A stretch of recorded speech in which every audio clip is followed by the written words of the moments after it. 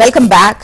HCU భూములకు సంబంధించి ముఖ్యంగా నిన్న చూసుకున్నట్లయితే ఆదివారం రోజు ఒకవైపు అరెస్టులు జరిగాయి.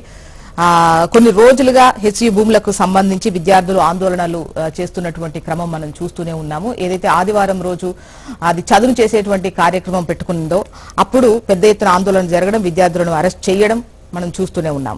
అయితే నిన్న దీనికి సంబంధించి ప్రభుత్వం నుంచి కావచ్చు, అటు విశ్వవిద్యాలయానికి సంబంధించిన రిజిస్టర్ కావచ్చు, 2 విరుద్ధ ప్రకటనలు చేయడం కూడా మనకు తెలిసిందే. ఒకటి, జూలైలో సర్వే చేశాం, ప్రభుత్వానికే సంపూర్ణ హక్కులున్నాయని చెప్పేసి అటు అధికారులు అంటున్నారు. డిమార్కేషనే చేయలేదు, మేము అంగీకరించలేదు అంటుంది హెచ్సియు రిజిస్టర్. అసలు ఏం జరుగుతోంది, ఈ భూములు ఎవరికి సంబంధించినవి ఏంటి అనేది మాట్లాడదాం. గెస్టులు కూడా రెడీగా ఉన్నారు. అల్జాపూర్ శ్రీనివాస్ గారు బీజేపీ సీనియర్ నాయకులు, డాక్టర్ దూదిమెట్ల బాలరాజు గారు బీఆర్ఎస్ సీనియర్ నాయకులు, దిలీప్ కుమార్ గారు మాజీ ఎమ్మెల్సీ కాంగ్రెస్ నుంచి. నమస్తే అండి, వెల్కమ్ టు ద డిబేట్. నమస్తే అండి. దిలీప్ గారు, ఏంటి హెచ్సియు భూములకు సంబంధించి పెద్ద ఎత్తున వివాదం చెలరేగుతోంది. ఒకవైపు అవి హెచ్సియుకు సంబంధించినటువంటి భూములు, అందులో ఉన్నటువంటి రాక్స్ చూసుకున్నా, చిహ్నాలు చూసుకున్నా అది హెచ్సియుకు సంబంధించిందే అని చెప్పేసి ఒకవైపు విద్యార్థులు ఆందోళన చేస్తున్నారు. అది ఇప్పటిది కాదు, ఆందోళన చాలా ఏండ్లుగా జరుగుతున్నటువంటిది. సో ప్రభుత్వం మాత్రం ఇప్పుడు జూలైలో సర్వే చేసాం, అది ప్రభుత్వానికే సంబంధించింది అని చెప్పేసి అంటుంది. ఏంటి ఒకటి అంటే on the face of it నేను సీఎం ది స్టేట్మెంట్ అసెంబ్లీలో చూశాను. ఆయన ఏమంటే ఒక 400 ఎకరాల భూమి గతంలో బిల్లీరావు గారు అతనికి ఈ ఇర్రెగ్యులర్ గా దాన్ని అలాట్ చేశారు. ఆయన కోర్టు ద్వారా మేము ఫైట్ చేసి రిట్రీవ్ చేసే ప్రయత్నం చేశాం. గత ప్రభుత్వం 10 ఏళ్ల పాటు ఈ కేసు ఉన్నా కూడా దాన్ని పట్టించుకోకపోతే మేమే సుప్రీంకోర్టు దాకా వెళ్లి తీసుకుని ఆ భూములు ప్రభుత్వాన్ని నిరూపించాం. ఇప్పుడు దాన్ని హైదరాబాద్ మన తెలంగాణ ఇన్ఫ్రాస్ట్రక్చర్ కార్పొరేషన్ అలాట్ చేసి multi national level companies participate చేసే విధంగా ఇన్ఫ్రాస్ట్రక్చర్ డెవలప్ చేస్తున్నాం. దీనికి కొన్ని గుండెనకాలు అడ్డం పడుతున్నాయి అని అన్నాడు. అది ఆయన చెప్పిన వర్షన్. అంటే ఆయన చీఫ్ మినిస్టర్ కాబట్టి ఆయనకున్న డాటా, ఆయనకున్నటువంటి ఇన్ఫర్మేషన్ మనకు ఉండదు. So we have to believe it. అయితే ఇది సుదీర్ఘకాలంగా ఖాళీగా ఉంది కాబట్టి, అందులో చెట్లు పెరిగాయి కాబట్టి, ఆనుకుని దానికి అటాచ్ అయి ఉంది కాబట్టి హైదరాబాద్ సెంట్రల్ యూనివర్సిటీ స్టూడెంట్స్ కాదు ఇది మాదే అంటున్నారు అని. అసలు దీన్ని ముట్టుకోవడానికి వీల్లేదు, మీరు చదువు చేయొద్దు అనేటువంటి ఒక ప్రొటెస్ట్, వాళ్ళ మీద అరెస్టుల పర్వం ఇదంతా మనం చూస్తున్నాం. సో దీనికి యాక్చువల్ గా సొల్యూషన్ కావాలంటే ఇమ్మీడియట్ గా ఎస్ఏ కూడా, సెంట్రల్ యూనివర్సిటీ అధికారులు కూడా ఈ భూమి మాది కాదు, మా డిమార్కేషన్ వేరుంది అని చెప్పినట్టు చూశాను పేపర్ లో. How far it is true I do not know. కాబట్టి స్టూడెంట్స్ డెలిగేషన్, యూనివర్సిటీ అధికారులు, సర్వే అధికారులు, అవసరమైతే విపక్ష నేతలు కూర్చోబెట్టి 6 రోజులు మాట్లాడి ఈ సర్వే చేసి ఎక్కడెక్కడ ఏమంటారు కదా, దూద్ కా దూద్ పానీ కా పానీ అనేది అయిపోతుంది. ఎందుకంటే ఈ రోజు సెటిలైట్ ఇమేజరీస్ ఉన్నాయి, రిమోట్ సెన్సింగ్ ఏజెన్సీ దగ్గర పోయి బాబు 10 ఏళ్ల కింద భూమి డిమార్కేషన్ ఎట్లా, సిటీ సెంట్రల్ యూనివర్సిటీకి ఇచ్చిన డిమార్కేషన్ ఎట్లుంది అని చెప్పి వాడు సూపర్ ఇంపోజ్ చేసి కరెక్ట్ గా బౌండరీస్ ఫిక్స్ చేసి ఇస్తారు. ఒక 6 రోజులు ఈ ప్రోగ్రామ్ వాయిదా చేసి శుభ్రంగా సర్వే చేస్తే ఎవరి డౌట్లు కూడా, అందరి డౌట్లు కూడా క్లియర్ అవుతాయని నా ఉద్దేశం. ప్రభుత్వం ఏ ఉద్దేశంతో ఉందో మనకు తెలియదు, ఎందుకంటే నేను ప్రభుత్వంలో కాంగ్రెస్ లో ఉన్నాను కాబట్టి. నిన్న జరుగుతున్న గొడవలని పరిశీలించిన తర్వాత నాకు అనిపించింది, అంటే పూర్తి స్థాయిలో క్లారిటీ ఇవ్వాలి అన్నటువంటి ఇది లేకుండానే ఆదివారం రోజు అంటే అరెస్టులు కావచ్చు, పండగ పూట వెళ్లి అది చదువు చేసేటువంటి కార్యక్రమం చేయడం కావచ్చు, అంటే క్లారిటీ ఇవ్వాలన్నటువంటి ఉద్దేశమే ప్రభుత్వానికి లేదు. అందుకోసమే దీని గురించి ఎటువంటి చర్చ గానీ ఏం లేకుండా కూడా అధికారంలో ప్రతి వాళ్ళు చేస్తారు. ఎందుకంటే ప్రతి దానికి మంచి పని కూడా అడ్డం చెప్పేవాడు ఉంటాడు, చెడు పని కూడా అడ్డం చెప్పేవాడు ఉంటాడు. సహజంగా జేసీబీలు పెట్టి మీరు అంటే హైదరాబాద్ లో మీరు చూసారు కదా, హైదరాబాద్ కార్యక్రమాలు కూడా వాళ్ళు మొదలుపెట్టేది. ఈవెన్ కోర్టు కూడా అడిగింది, ఎందుకంటే బాబు శుక్రవారం సాయంత్రం మొదలుపెట్టి సండే అంతా చేస్తున్నారు, కోర్టుకు రావద్దని అని మనం ఈవెన్ కోర్టే అన్నది ఆక్షేపించింది. కాబట్టి సహజంగా అధికారులు ఏం చేస్తారంటే ప్రొటెస్ట్, కోర్టుకు పోతాడు, అది ఉందో లేదో ఎవరికేమో తెలియదు, ఈ లోపల ఆర్డర్ ఒకటి వస్తుంది స్టేటస్ కొని, అయ్యే పని కాదనే ఉద్దేశం సహజంగా గవర్నమెంట్ కి, పోలీస్ అధికారులకు ఉంటుంది.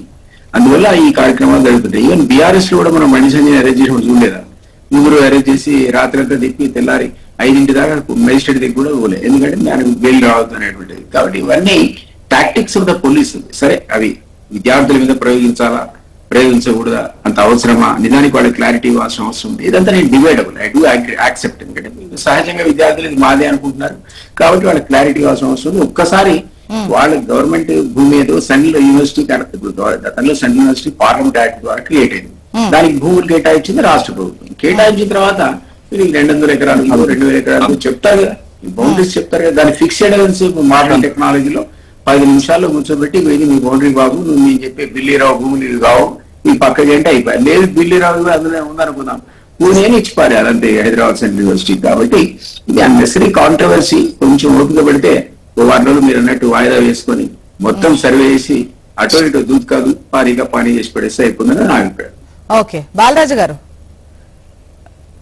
ముందుగా జ్యోత్స్న గారు, మీకు అదేవిధంగా హెచ్ఎంటీవీ ప్రేక్షకులకి, ప్యానల్ పెద్దలు అజయపూర్ శ్రీనివాస్ గారికి, భారతీయ జనతా పార్టీ ప్రతినిధి, అదేవిధంగా తెలంగాణ ఉద్యమ నేత, అదేవిధంగా మాజీ ఎమ్మెల్సీ కాంగ్రెస్ పార్టీ ప్రతినిధి మాజీ ఎమ్మెల్సీ దిలీప్ అన్నకు నమస్కారం.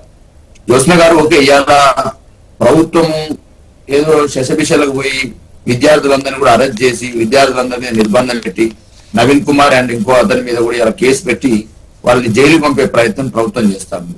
మరి గతంలో రేవంత్ రెడ్డి గారు ప్రతిపక్షంలో ఉన్నప్పుడు ఏ మాటలు మాట్లాడినారు?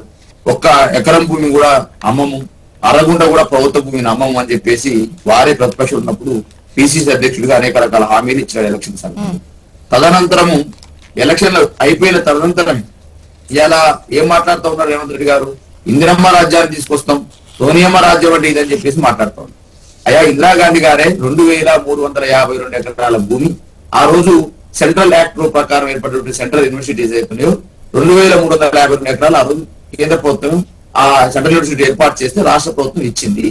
ఇచ్చినటువంటి మరి ఇందిరమ్మ రాజ్యం అంటే ఇందిరమ్మ ఇచ్చినటువంటి సెంట్రల్ యూనివర్సిటీకి ఇచ్చిన భూముల్ని, రాష్ట్ర ప్రభుత్వం ఇచ్చిన భూముల్ని తెగనమ్మడమేనా అనేది కూడా ఇలా బీఆర్ఎస్ పార్టీ ప్రశ్నిస్తుంది. మొదలు చాలా మంది ఎస్యూ విద్యార్థి నేతలందరూ కూడా ఒక 3-4 రోజుల క్రితం మా బీఆర్ఎస్ పార్టీ ఆఫీస్కి వచ్చి మా పార్టీ కేటీఆర్ గారితో మేమందరం విద్యార్థి నాయకులందరూ కూడా అక్కడ కూర్చొని చర్చించడం జరిగింది. వాస్తవానికి ఈ భూముల మీద అనేక రోజులుగా అంటే అనేక సంవత్సరాలుగా దీని మీద సందిగ్ధత ఉన్నది. అప్పుడు చంద్రబాబు నాయుడు గారు ముఖ్యమంత్రి ఉన్నప్పుడు ఏదైతే ఆ రోజు స్పోర్ట్స్ సంబంధించినటువంటి కంపెనీకి ఈ 400 ఎకరాలు ఇచ్చి ఏదైతే గోపనపల్లిలో 390 ఎకరాలు ఎస్యూకి ఇచ్చినట్టు ఆ రోజు చేసినారు. అప్పుడే విద్యార్థులందరూ కూడా అక్కడ మా కేటాయించడం ఏంది, మా భూమి మేము ఇయ్యమని చెప్పేసి ఆ రోజే విద్యార్థులందరూ కూడా ప్రొటెక్ట్ చేయడం జరిగింది. ప్రభుత్వం వెనక తీసుకోవడం జరిగింది. తర్వాత ఆ యొక్క వివాదం అనేది సర్దుమనింది. ఆ క్రమంలో ఏం చేసినారు? ఒకవేళ ప్రభుత్వం ఇలా ఏదైతే టిఎస్ఐసి చెప్పినట్టు ఇన్ఫ్రాస్ట్రక్చర్ కార్పొరేషన్ చెప్పినట్టు ఇలా భూమి ఒకవేళ విద్యార్థులు ఎస్సీ కాదన్నట్టయితే గోపనపల్లిలో ఇచ్చినటువంటి 90 ఎకరాల భూమి ఇలా ఎస్సీ ఉన్నదా అంటే లేదు. ఆల్రెడీ అది ఒకటి టాటా ఇన్స్టిట్యూట్ కి ఏదో ఇచ్చినారు 200 ఎకరాలు, ఇంకా సంబంధించిన ఇంకో 100 ఎకరాలు ఇంకో కంపెనీకి ఇచ్చినారు. అంటే ఆ ఎప్పుడైతే బదులుగా ఇచ్చిన భూమిని ఆల్రెడీ వేరే కంపెనీలకు అప్పచెప్పి ఇవాళ ఈ భూమిని మళ్ళీ తీసుకున్నటువంటి ఏంటన్నట్టు అనే దాని మీద ఇలా బీఆర్ఎస్ పార్టీ కానీ మిగతా ప్రతిపక్షాలు వాదన చేస్తా ఉన్నాయి. ఒకవేళ ప్రభుత్వ భూమి అది ఎస్యూ భవిష్యత్ తరాలకు ఉపయోగపడాల్సింది. ఇప్పుడు దేశవ్యాప్తంగా ఏం మాట్లాడుతుందండి రాహుల్ గాంధీ గారు, వీరి జాతీయ నాయకుడు గ్రీన్ ల్యాండ్ వ్యతిరేకిస్తా ఉన్నాం, ఆపరేషన్ కగార్ ని వ్యతిరేకిస్తా ఉన్నాం, గిరిజన భూముల పైన అదేవిధంగా గ్రీనరీ పైన ఈ రోజు బీజేపీ చేస్తున్న గమనకాండాన్ని నశించాలని చెప్పేసి రాహుల్ గాంధీ గారు మాట్లాడుతూ ఉన్నారు. ఇలా 400 ఎకరాలకు సంబంధించినటువంటి ఎస్సీయూ భూమిని అప్పనంగా ఎవరికి అప్పచెప్పడం కోసం ఈ ప్రయత్నం చేస్తా ఉన్నావో కాంగ్రెస్ పార్టీ సమాధానం చెప్పాలి. ఏ రియల్ ఎస్టేట్ ప్రయోజనాల కోసం, లేకపోతే ఏ కార్పొరేట్ ప్రయోజనాల కోసం, ఏ కమిషన్ల కోసం ఈ ప్రయత్నం చేస్తుందో కాంగ్రెస్ పార్టీ ప్రభుత్వం రేవంత్ రెడ్డి గారు స్పష్టంగా చెప్పాలి. ఇలా దిలీప్ లాంటి వాళ్ళు ఆయన చాలా ఉద్యమంలో సీనియర్ నాయకుడు, ఆయన మీద ఒక సొసైటీలో ఆయన ఒక బాధ్యత ఉన్నది కాబట్టి ఎందుకు ఇలా అడవుడు చేస్తున్నారో అర్థం చేయని పరిస్థితి. మళ్ళా శనివారం పూటనే ఆదివారం పూట పేద నీళ్లు కూలగొట్టాలన్న శనివారం పూటనే అదే విధంగా 3 పరివాహక ప్రాంతంలో ఇప్పుడు బాలరాజు గారు ఈ భూములకు సంబంధించి హైకోర్టుకు వెళ్ళడం, సుప్రీం కోర్టుకు వెళ్ళడం, వీటన్నింటిలో కూడా కోర్టు కొట్టేసినటువంటి క్రమంలో ముఖ్యంగా ఐఎంజీ అకాడమీస్ కి ఏదైతే కేటాయించారో ఆ కేటాయింపుకు సంబంధించి రద్దు చేసినటువంటి క్రమంలో వాళ్ళు హైకోర్టుకు వెళ్లారు. 2024లో వాళ్ళదే కొట్టేశారు. మళ్ళీ సుప్రీంకోర్టుకు వెళ్లారు. ఆ తర్వాత కూడా సుప్రీంకోర్టు కూడా వాళ్ళ పిటిషన్ కొట్టేయడం జరిగింది. సో ఇంకే ఇది కేటాయింపు జరిగింది అని చెప్పేసి ప్రభుత్వ అధికారులు చెప్తున్నారు. ప్రభుత్వానికి సంబంధించింది నిర్ధారించింది అని చెప్పేసి చెబుతున్నారు. మేడం ఇప్పుడు ఎస్సీ ఎవరిది మేడం? ఎస్సీయూ ప్రభుత్వాన్ని కదా. ఆ రోజు ఎస్సీయూ సెంట్రల్ గవర్నమెంట్ యాక్ట్ ప్రకారం ఎస్సీయూ ఏర్పడితే ఆ భూములు కేటాయించింది ఎవరు మేడం? అప్పుడున్న ప్రభుత్వాలు కాదా? ఇది తప్పుడు వాదన. ఎస్సీయూ అనేది ఒక అటానమస్ బాడీ, దానికి సంబంధించిన భూముల సేకరణ చేయాలనుకున్నప్పుడు అప్పుడు ప్రభుత్వము, అప్పుడున్న రాష్ట్ర ప్రభుత్వము సెంట్రల్ యాక్ట్ ప్రకారం ఏర్పాటు చేస్తే ఆ భూములు ఎస్సీయూ పరిధిలోకి వెళ్ళిపోతే అటానమస్ బాడీ కాబట్టి ఒకవేళ ఆ భూముల్ని ప్రభుత్వం తీసుకోవాలనుకుంటే ఎస్సీయూ సంబంధించినటువంటి అటానమస్ బాడీ నిర్ణయం కావాలి. ఈసీ ఉంటుంది దానికి సంబంధించింది. ఆ ఈసీ సంబంధించిన బాడీ గవర్నింగ్ బాడీ నిర్ణయం కావాలి. అటువంటి నిర్ణయం చేయకుండా సుమారు 20 సంవత్సరాల క్రితము అప్పుడున్న చంద్రబాబు నాయుడు గవర్నమెంట్ చేసినటువంటి ప్రయత్నం ఏదైతే ఉందో అప్పుడే నిరసన చేసిన విద్యార్థులందరూ కూడా, అప్పుడే ప్రొటెస్ట్ చేసిన విద్యార్థి సంఘాలన్నీ కూడా దాని వెనుక తగ్గినటువంటి ప్రభుత్వం ఏదో ఆ రోజు తప్పిపుచ్చుకోవడం కోసం మేము తీసుకుంటున్నాం కాబట్టి ఈ గోపనపల్లిలో 390 ఎకరాలు ఇస్తామని చెప్తే లేదు ఈ భూమిని ఇక్కడ ఉంచాల్సిందే, ఇక్కడ అనేక రకాల చెరువులు ఉన్నవి, అనేక రకాల వృక్ష జాతులు ఉన్నవి, అనేక రకాల పక్షి జాతులు ఉన్నవి, అనేక రకాల జీవరాశులు ఉన్నవి, ఇది ఎకో సిస్టానికి దెబ్బతీసే అవకాశం ఉంటుంది కాబట్టి, ఇది యూనివర్సిటీ యొక్క మనగడకే దెబ్బతీసే అవకాశం ఉంటుంది కాబట్టి దీన్ని తీసుకోవద్దని చెప్పేసి అప్పుడే విద్యార్థులు, విద్యార్థి నేతలు, విద్యార్థి సంఘాలు అప్పుడు ప్రొటెక్ట్ చేసినాయి మేడం. చేస్తే ఆ ప్రభుత్వం వెనక తగ్గింది కాబట్టి గోపనపల్లిలో ఇస్తామన్నటువంటి భూముల్ని మళ్ళీ వేరే సంస్థలకు అప్పచెప్పింది కదా. వేరే సంస్థలకు అప్పచెప్పినప్పుడు మళ్ళీ వాళ్ళు సర్వే చేస్తున్నామనేమో టీఎస్ఐసి అంటుంది, సర్వే చేయాలని చెప్పేసి రిజిస్టార్ అంటా ఉన్నాడు. మరి ఒకవైపు సర్వే చేయలేదని చేస్తున్నామని మీరు అంటా ఉంటే చేయలేదని రిజిస్టార్ అంటా ఉన్నాడు కదా. రిజిస్టార్ అంటే ప్రకటన కూడా చేశారు కదా. కాబట్టి అలా ఎందుకు అప్పనంగా ప్రభుత్వం ఎస్సీ సంబంధించిన భూములు మీరు ఎందుకు తీసుకుందాం అనుకుంటున్నారు? ఎవరి ప్రయోజనాలు తీసుకుంటాం అనుకుంటారు? విద్యార్థుల ప్రయోజనాల కంటే అంటే భారతావనికి అనేక మంది మేధావుల్ని, సైంటిస్టులని, అదే మంది విద్యావేత్తలు అందించాల్సిన ఈ సెంట్రల్ యూనివర్సిటీ ఇవాళ వేముల రోహిత్ ఏదైతే ఆ రోజు మరణం జరిగినప్పుడు ఇదే రాహుల్ గాంధీ ఎస్సీకి వచ్చారు. ఇవాళ మేము డిమాండ్ చేస్తాము భారత రాష్ట్రపతిగా రాహుల్ గాంధీ గారు మీరు రండి, మీ నాయనమ్మ ఏర్పాటు చేసినటువంటి యూనివర్సిటీ ఏదైతే ఉందో ఆ చట్టం ప్రకారం ఏర్పడిన యూనివర్సిటీ ఏదైతే ఉందో ఇవాళ మీ కాంగ్రెస్ ప్రభుత్వమే తెగనమ్మే పరిస్థితికి వచ్చింది ఆ భూముల్ని. ఒకసారి శ్రీనివాస్ గారు రాహుల్ గాంధీ స్థానం తెలియజేయాలి, దీనిపైన జాతీయ కాంగ్రెస్ స్థానం తెలియజేయాలి. కాబట్టి రేవంత్ రెడ్డి గారు ఏదో తగుతున్నామని చెప్పేసి మాట్లాడడం కాదు, కార్పొరేట్ ప్రయోజనాలకు లాభం చేకూర్చే పని, విద్యార్థుల భవిష్యత్తుకు నాశనం చేసే పని చేస్తే భారత రాష్ట్రం ఊరుకొని చెప్పేసి నేను అండి. శ్రీనివాస్ గారు ఈ భూములకు సంబంధించి ఏదైతే అటు హెచ్ఈ నుంచి ప్రభుత్వం నుంచి 2 విడుదల ప్రకటనలు ఏవైతే వచ్చాయో దీనిపై మీ ఒపీనియన్ చెప్పండి. ఒక్క నిమిషం. అబ్బాయిలను చూడకుండా కొడుతున్నారండి, లాఠీ చార్జీలు చేస్తా ఉన్నారండి. ఇది ఒకవేళ ప్రభుత్వ భూమి అయితే, ఎస్సీ భూమి అయితే ఇంత నిర్లక్ష్యం ఎందుకు, ఇంత అరాచకం ఎందుకు, ఇంత దౌర్జన్యం ఎందుకు? శ్రీనివాస్ గారు బాలరాజు గారు శ్రీనివాస్ గారు మ్యూట్ లో ఉన్నట్టున్నారు, ప్లీజ్. నమస్కారం అందరికి. ఇప్పుడు ఒక కుటుంబంలో బాధ్యతారహితంగా ఉన్నటువంటి ఒక ఇంటి యజమాని ఆర్థికంగా దెబ్బతిన్నప్పుడు ఇంట్లోని భార్య ఒంటి మీద ఉన్న బంగారం లాస్ట్ కు ఆ యొక్క ఇంట్లో ఉన్నటువంటి వంట సామాన్లు కూడా అమ్మేసుకుంటా ఉంటుంది. ఈ రాష్ట్ర పరిస్థితి అదే ఉంది. కాంగ్రెస్ సర్కార్ వచ్చిన తర్వాత గత సర్కార్ బీఆర్ఎస్ సర్కార్ ఇచ్చినటువంటి దివాలా పల్లెం దాని నుంచి బయటపడడానికై తమ యొక్క స్కీమ్లు ఏవైతే అనౌన్స్ చేస్తారో వాటిని టచ్ చేయడానికై డబ్బులు లేని కారణంగా హైకోర్టు చెప్పినటువంటి యొక్క ప్రభుత్వం అంటే ట్రస్టీగా ఉండాలి, ఏ కోసాన కూడా ప్రభుత్వ ఆస్తులు అమ్మొద్దని చెప్పిన తర్వాత కూడా పదే చెప్పిన తర్వాత కూడా ఈ రాష్ట్ర ప్రభుత్వం గత సర్కార్ కూడా అంతే చేసింది, ఈ రాష్ట్ర ప్రభుత్వం కూడా అదే చేస్తా ఉన్నది. ఇవాళ ఏది లేనప్పుడు ఈ యొక్క భూములు అమ్మడానికి తీసుకొచ్చిన అవి ప్రభుత్వ భూముల, హెచ్యూ భూముల అన్నది కోర్టులు చెప్పినవి కావచ్చు. ప్రభుత్వం ఇక్కడ స్టేట్ గవర్నమెంట్, అక్కడ సెంట్రల్ గవర్నమెంట్ మధ్యన వివాదాలు ఎందుకు? కూర్చొని మాట్లాడు, రైట్ డిసైడ్ బై అన్న దిలీప్ కుమార్ గారు. ఆ 2 వర్గాలు కూడా హెచ్యూ అండ్ స్టేట్ గవర్నమెంట్ కూర్చొని మాట్లాడి మీ లాజిక్ లో దమ్ము ఉంటే మీరు కన్విన్స్ చేయండి, లేదు మీ దగ్గర ఎక్కడో కొంచెం లూపర్ ఉన్నది అంటే వాళ్ళు మిమ్మల్ని కన్విన్స్ చేస్తారు. ఇందులో మధ్యలో విద్యార్థులంతా కూడా రోడ్ల మీదకి వచ్చి ఉద్యమం చేపట్టి ఆ యొక్క భూముల పరిరక్షణ కోసం వాళ్ళ యొక్క చదువులు మానేసుకుని రోడ్డు మీద రావడం అంటే దానికి ప్రేరేపించిన సర్కార్ బాధ్యత కాదు. ఇది మధ్య వేరే వాళ్ళకి చెప్పాల్సిన అవసరం లేదు కదా. అయినా సర్కార్కు నిజంగా కూడా టీజీఐఎస్ఓ, టిఎస్ఐఎస్ఓ వాళ్ళకి ఇచ్చి ఈ యొక్క రాష్ట్రంలో ఇండస్ట్రీ తీసుకురావాలి అంటే మీకు నిజమైన ఆ సంకల్పం ఉంటే డిస్ప్యూట్ లేని, వివాదాలు లేని భూములకు అనేకంగా ఉన్నాయి గ్రామీణ ప్రాంతాల్లో సర్కారీ ఇవ్వండి. మీరు ఆ ఉద్దేశంతో కాకుండా ఈ యొక్క దారదత్తం చేసి దాని ద్వారా డబ్బులు సంపాదించాల, కాస్ట్లీ భూములు డబ్బులు సంపాదించాలనే ఉద్దేశంతో మీరు ఇవన్నీ కూడా నాటకాలు ఆడతారు. లేనిపోయిన రచ్చ యొక్క రాష్ట్రంలో హైదరాబాద్ నగరంలో ఈ పిల్లల యొక్క భవిష్యత్తుని మీరు చెలగట్టమాడుతున్నారు. గ్రామీణ ప్రాంతం అనేక భూములు ఉన్నాయి, మీరు హైదరాబాద్ లో ఎందుకు పడతా ఉన్నారు? వాళ్ళందరూ కూడా వాళ్ళ కోసం రావు కదా ఈ భూములు, వాళ్ళ కుటుంబాలకు చెందవు. విద్యార్థులకు ఒక మంచి సంకల్పంతోని విద్యా వ్యవస్థ బాగుండాలంటే ఈ ఎన్వైరన్మెంట్ బాగుండాలి, మంచి భూములన్నీ కూడాను ఉంటే రాబోయే కాలంలో అనేక సంస్థలకు కానీ విద్యా సంస్థలకు కానీ పనికొచ్చేటువంటి అవకాశం ఉంటుంది. బాలరాజు గారు చెప్పినట్టు ఈకో ఫ్రెండ్లీ వాతావరణం అంతా కూడా కాపాడడానికై ఈ ప్రభుత్వాలకే ఈ లక్ష్యం ఉండాలి. ప్రభుత్వాలే ఇటువంటి విషయాన్ని పరిరక్షించాల్సిన తప్ప ప్రేరేపించి భూములకు అధికారం ఉంది కదా అని చెప్పేసి పోలీసులను ముందర పెట్టి కేసుల యొక్క ఎఫ్ఐఆర్లు చేయడం ఇవన్నీ కూడా మంచిది కాదు. ప్రభుత్వం యొక్క తీరు ఏం బాగలేదు. దీన్ని భారతీయ జనతా పార్టీ ఖండిస్తా ఉన్నది.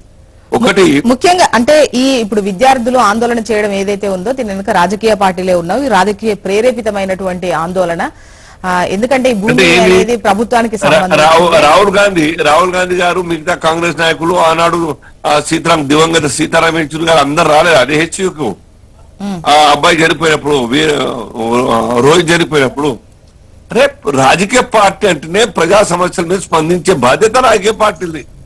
ఎక్కడ అన్యాయం, ఎక్కడ అక్రమం, ఎక్కడ తప్పులు జరుగుతూ ఉంటాయో అక్కడ రాజకీయ పార్టీలు వస్తాయి. వాళ్ళు వచ్చారు కదా, జేఎన్యూలో తిరిగి చూడలేదు మనం, హైదరాబాద్ ఢిల్లీలో, ఇక్కడ చూడలేదు హెచ్యూలో. ఏ విషయంలో కూడా రాజకీయ పార్టీలు ఇన్వాల్వ్ అయ్యి వారి యొక్క స్టాండ్ మరి చెప్పేటువంటి బాధ్యత వాళ్ళది. అవసరమైతే ఉద్యమాలు కూడా వస్తారు తప్ప ఉస్మానియా యూనివర్సిటీలో కూడా రాష్ట్రంలో విద్యార్థి లోకం లేకుంటే ఈ తెలంగాణ వచ్చేదా?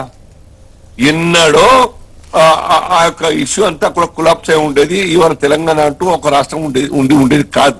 కాబట్టి విద్యార్థి లోకం మూల స్తంభం లాంటిది. ఆ విద్యార్థులకు ఇబ్బంది పాలు చేసి వాళ్ళ యొక్క చదువులు పాడు చేసి లేనిపోయిన రచ్చకు కారణం ఈ యొక్క సర్కార్ కావద్దని భారతీయ జనతా పార్టీ కోరుతా ఉన్నాయి. డెఫినెట్ గా మీకు లీగల్ గా మీ ఫేవర్ లో వచ్చి ఉండొచ్చు. ఏదో కంపెనీకి ఇచ్చినారు, వాళ్ళు డ్యూ పీరియడ్ లో కంప్లీట్ టేకప్ చేయలేకపోయినారు కాబట్టి రద్దు అయింది అనుకుందాం. వాళ్ళు కోర్టు పోయినారు రద్దు మీద, వీళ్ళు సర్కార్ స్టాండ్ తీసుకొని సుప్రీంగా తెచ్చుకుందాం అనుకున్నాం. సర్వే గురించి ఒక ఆఫీసర్ గా హైదరాబాద్ సెంట్రల్ యూనివర్సిటీకి సంబంధించినటువంటి వీసీ అఫీషియల్ గా ఉన్నటువంటి వ్యక్తి ఖండిస్తా ఉన్నారు డిమార్కేషన్ కాలేదని చెప్పేసి. రెండోది 6 సభ్యులు are appointed by president of India, వాళ్ళు ఎవ్వరు కూడా మీటింగ్ జరగలేదు. ఆ డిమార్కేషన్ గురించి స్పందించి సంతకాలు చేసింది లేదు. ఈ సర్కారు ఏ రకంగా ఎస్యూతోని లేదంటే సెంట్రల్ గవర్నమెంట్ తోని మరి వ్యవహరించే తీరు ఇది కాదు. అధికారం తప్పు అబద్ధం మాట్లాడితే రికార్డులో వస్తా ఉంటుంది, తప్పు మాట్లాడితే వాళ్ళ మీద యాక్షన్ కూడా తీసుకోవచ్చు. లేకుంటే వాళ్ళు ఎట్లా చెప్తారు?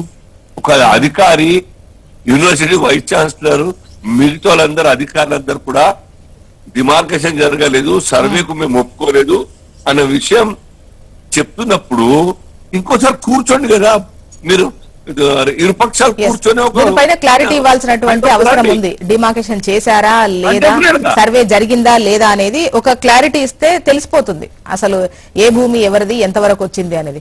ఏమైనా చర్చలతోని పరిష్కారం చేసుకోవాలి. బలంతోని అధికార యంత్రాంగంతోని పోలీస్ బలంతో కాకుండా చర్చలతోని మీరు పరిష్కారం చేయాలని బీజేపీ కోరుతా ఉన్నారు.